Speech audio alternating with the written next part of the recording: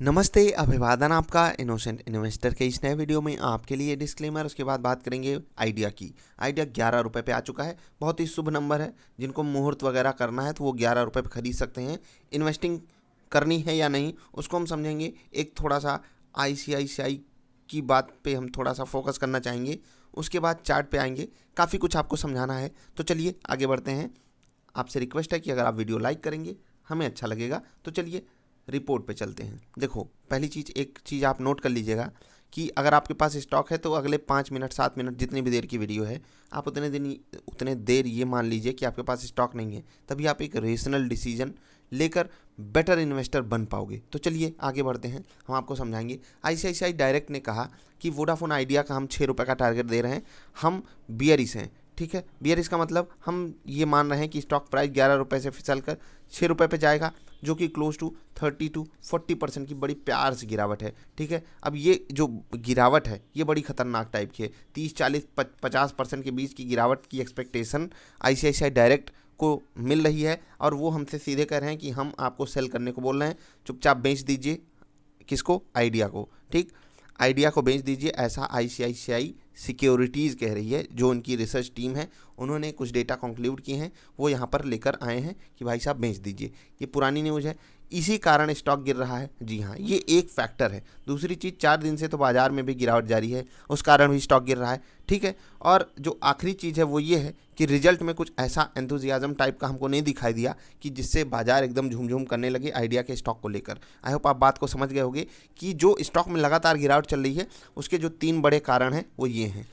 ICICI ने sell rating दी है और ये कहा है कि हम मॉनिटर करेंगे क्या फंड रेजिंग ये किस तरीके से करते हैं, मतलब कर्जा जो हैंडल करना है इनको, वो टैरिफ हाइक यानी कि ये अपने प्लान्स का रेट वगैरह किस तरीके से बढ़ाएंगे, इसको हम अच्छे से मॉनिटर करेंगे और तभी हम अपना फैसला बदलेंगे। अनटिल एंड अनलेस कि कुछ बड़ा इवेंट हो जाता है तब तक आईसीआईसीआई डायरेक्ट अपना मतलब जो टारगेट है 6 रुपये का वो नहीं बदलने वाला है। इसका मतलब अभी नॉर्मल सिचुएशन में 6 रुपये का टारगेट आईसीआईसीआई की तरफ से हमको देखने को मिल रहा है। आइडिया के लिए हम चलेंगे अब चार्ट पर। चार्ट पर हम आ चुके हैं। आपने देख लिया कि 6 रुपये का टारगेट आईसीआईसीआई दे रहा है सिक्योरिटीज़।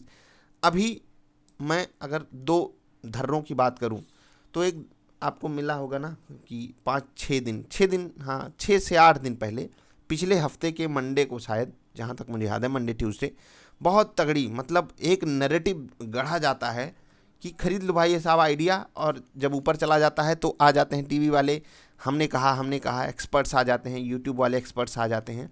मैं इन सबसे इतना परेशान हो चुका हूँ क्योंकि इन्हीं के बेस पे हमारे पास क्वेरीज आती हैं और हमारी मजबूरी है कि जिस पे ज़्यादा क्वेरीज आए उनको मतलब सोल्यूशन देना, इसीलिए वीडियो बनानी है हर हाल में। और आपको मैं यहाँ पर चीज़ें समझाऊंगा किस तरीके से चीज़ें काम कर रही हैं। क्या ये जो 6 रुपये का टारगेट है, पहली चीज़ तो क्या मैं इससे एग्री करता हूँ? जी नहीं। मैं 8 रुपये तक की गिरावट देखता हूँ, लेकिन ये भी गिरावट छोटी नहीं है। तो मतलब बियरिश तो मैं भी हूँ, लेकिन ये है थोड़ा सा लॉन्ग टर्म व्यू। ट्रेडिंग के लिए कोई बियरिश और बुलिश हो जाए उससे कोई मतलब नहीं होता है। ट्रेडिंग में एक ट्रेडर को किसी चीज़ से मतलब नहीं है, उसको स्टॉक ऊपर जाए नीचे जाए कोई फ़र्क नहीं पड़ता।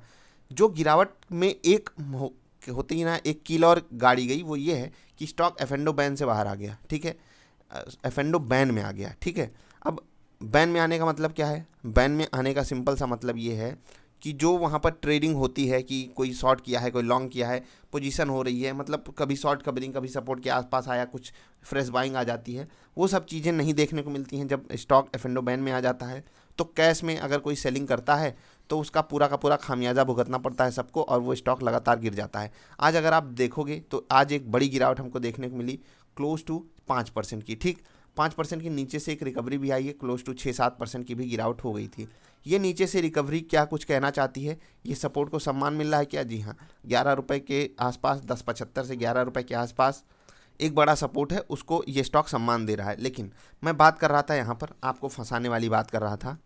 कुछ लोगों को ये बातें बोरिंग लग सकती हैं क्योंकि ये बातें मैं रिपीट करता हूँ। तो भाई बाजार में कुछ अलग सी चीज़ नहीं होती, बाई सेल और अपनी बातों को रिपीट करिए, क्योंकि वही आपको परफेक्ट बनाएगा इस बाज़ार में। इस बाज़ार में 50 चीज़ नहीं है करने लायक। इस बाज़ार में करने वाली 2 ही चीज़ें, सही समय पे खरीदना सीख जाइए, सही समय पे बेचना सीख जाइए। और कुछ चाहिए क्या बाज़ार में? और कुछ भी नहीं चाहिए। तो चीज़ें रिपीट होती हैं। अगर आप बोर हो रहे हो तो आपको लर्निंग से दिक्कत है। खैर आगे बढ़ते हैं। मैं यहाँ पर आपको जो समझा रहा हूँ बहुत ध्यान से समझिएगा। ये आप इतनी बड़ी कैंडल देख रहे हो, ठीक है। प्राइस ऊपर जा रहा है और आप इस दिन का जाकर वॉल्यूम चेक कीजिएगा और डिलीवरी डेटा चेक कीजिएगा, जितनी डिलीवरी यहाँ पर उठाई गई उतनी डिलीवरी यहाँ पर नहीं उठाई गई। इसका मैं मतलब समझाना चाहता हूँ, यानी कि ऊपर के रेट पे रिटेल इन्वेस्टर को ज़बरदस्ती बोला जा रहा है कि माल खरीद लो, यानी कि बाई कर लो, और नीचे के लेवल पे यहाँ पर डिलीवरी उठाने के लिए कोई नहीं बोल रहा है।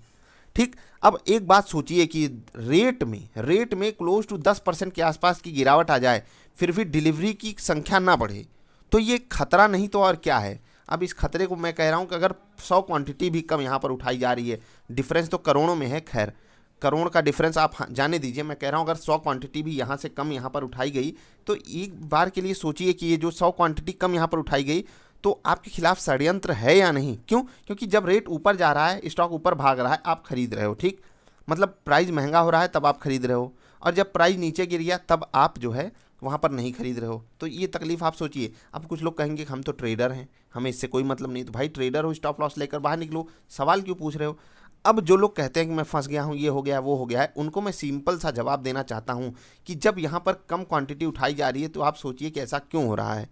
जब रिटेल इन्वेस्टर को फंसाना होगा फिर से एक रिवर्सल आ जाएगा। अब सोचिए अगर बाजार एक और दिन गिरावट दिखा देती है 1% के आसपास की, क्या ये स्टॉक आराम से जो मैं सपोर्ट बता रहा हूँ 10.50 10.75 के आसपास नहीं फिसल सकता? बहुत ज़्यादा चांसेस है कि फिसल जाएगा।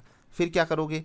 बाजार के ऊपर प्योरली ये स्टॉक डिपेंडेंट है। अब बात रहती है फंड रेजिंग की, और जो प्राइस हाइक की बात हो रही है, जो टैरिफ हाइक की बात हो रही थी, वहाँ पर ये बहुत ज़्यादा, मतलब फंड रेजिंग तो एक बार के लिए मैं मान लेता हूँ कि इनका इंडिपेंडेंट मुद्दा है, लेकिन जो प्राइस हाइक है ना, वहाँ पर ये इंडिपेंडेंटली कुछ नहीं कर सकते। एयरटेल और जियो इनको काट खाने के लिए तैयार खड़े हैं। तो आप सोच रहे हो कि आप स्टॉक लेकर के बहुत तबाही वाला काम कर रहे हो? नहीं भाई नहीं। तो थोड़ा सा सावधानी बरता कीजिए। मैं प्योरली आपको बोल रहा हूँ, इस स्टॉक में मैं भी बियरिश ही हूँ, बहुत बियरिश हूँ। आपको ट्रेडिंग करना है, बाई साइड सेल साइड जहाँ पर करना हो कर लीजिए। जिस हिसाब से आपको पैटर्न दिखाई देता हो, जो भी आपका सेटअप हो, उस पैटर्न पे आप ट्रेड किया कीजिए। फंसा मत कीजिए ऐसे स्टॉक्स में। कम से कम जब आप क्वालिटी स्टॉक्स में फंसोगे तो नीचे मैं एवरेज करने के लिए आपको बोल सकता हूँ। अभी इसमें मैं नीचे यहाँ से यहाँ तक गिरने के बाद भी मैं आपको एवरेज करने के लिए नहीं बोल सकता, जबकि यहाँ पर मुझे सपोर्ट दिखाई दे रहा है फिर भी नहीं बोल सकता। क्यों? क्योंकि फंडामेंटली मुझे ये स्टॉक नहीं पसंद है। तो थोड़ा सा आपको खुद अपनी रिसर्च करनी होगी, और ये जो 10 रुपये और 11 रुपये के लड्डू आपको खाने के मन करते हैं, इसके लिए मेरी एक स्पेशल वीडियो है, उसको जाकर ज़रूर देखिएगा कि एक सस्ता स्टॉक खरीदने की कला क्या होती है। अदरवाइज आप 11 रुपये में बहुत महंगा स्टॉक खरीद रहे हो, ये चीज़ आप कभी समझ नहीं पाओगे।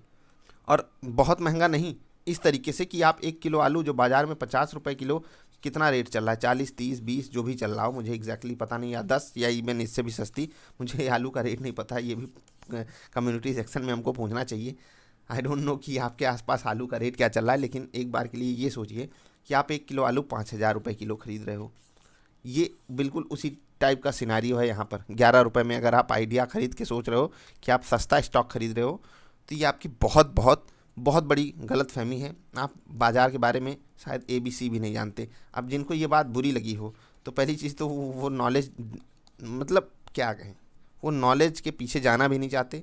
और अभी आपके पास, मतलब ये बात नहीं हो गई कि आपके पास नहीं, आप सीख नहीं सकते। सीखने की कोशिश तो करो। अगर आपको लगता है कि ये 11 रुपये वाले स्टॉक सस्ते हैं, तो ये आपके लिए विडंबना है। थोड़ा सा समय दीजिए और आपको फिर पता चलेगी बात कि ये 11 रुपये में इतना महंगा है, भाड़ में जाए, मुझे नहीं लेना इसको, 5 रुपये में भी नहीं लेना। तब आप ऐसे ट्रीटमेंट दोगे ऐसे स्टॉक्स को, तब आप सपोर्ट एंड रेजिस्टेंस की असली वैल्यू समझोगे, तब सिर्फ ऐसे स्टॉक्स में आप ट्रेडिंग करने आ जाओगे। ठीक, सवाल पूछना कम कर दीजिए ऐसे स्टॉक्स पे, क्योंकि आपको यहाँ पर फंसाया जाता है और आप खुद फंसने आते हो। जब आपको लगता है स्टॉक ऊपर जा रहा है, खरीद लोगे, उसके बाद कहोगे हम फंस गए हैं 12 रुपये पे, 12.5 रुपये पे, क्या करें, 6% नुकसान हो रहा है, 7% नुकसान हो रहा है। तो भाई सोचिए आप कि इस दिन के बाद से आपको 10 12 15% का अगर नुकसान हो रहा है, कोई भरपाई करेगा? टीवी वाले तो बोल देंगे बक बक बक बक आके, और लोग भी फंस जाएंगे उनके कहने पे, और लोग इस गिरावट पे खरीद लेंगे, यहाँ पर खरीद लेंगे, क्योंकि उनको लग रहा है कि कुछ कमाल का हो रहा है। और हो क्या गया आपको पता है।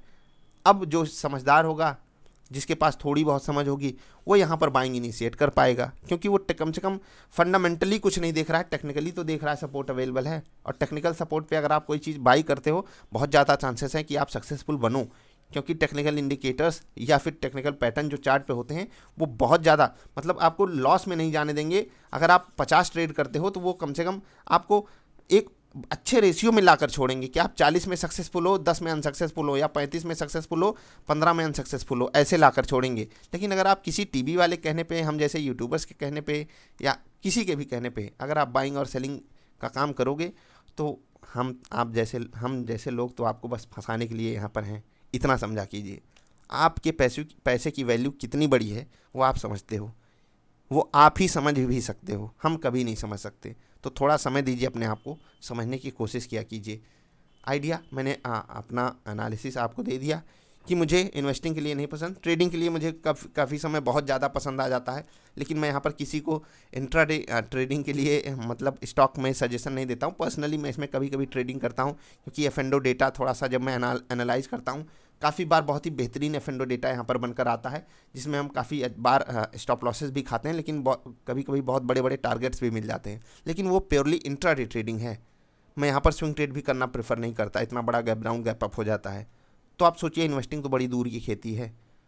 थोड़ा सोचिए समझिए, अलर्ट हो जाइए। आपका भला कोई नहीं चाहता, ना हम, ना टीवी वाले, ना कोई और यूट्यूबर, ना कोई आर्टिकल वाला। आप ही सोच सकते हो अपना भला। उसके लिए ज्ञान जरूरी है। विदाउट दैट आप नहीं कमा पाओगे पैसा। सवाल पूछते रहिए, हम कोशिश करेंगे आपको जवाब भी देने की, लेकिन जवाब थोड़ा सा कड़वा होता है, तो 2 चम्मच चीनी खा लिया कीजिए। हमारी वीडियो देखने के बाद मिलेंगे फिर से। अगर वीडियो में कुछ बात दिल को चोट पहुंचाई हो तो मैं माफ़ी तो नहीं मांगूंगा, आपसे यही रिक्वेस्ट कर सकता हूं कि नेक्स्ट टाइम से अवॉइड करिएगा। कम से कम वीडियो देखना। मिलेंगे फिर से, तब तक के लिए बाय।